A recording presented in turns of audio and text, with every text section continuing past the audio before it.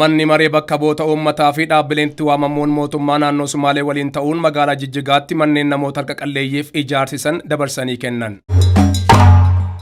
Ministeerri muummee Dr. Abiy Ahmed pirezidaantii Faransaay Emmanuel Macron waliin dhimmoota waloo irratti bilbilaan mari'atan.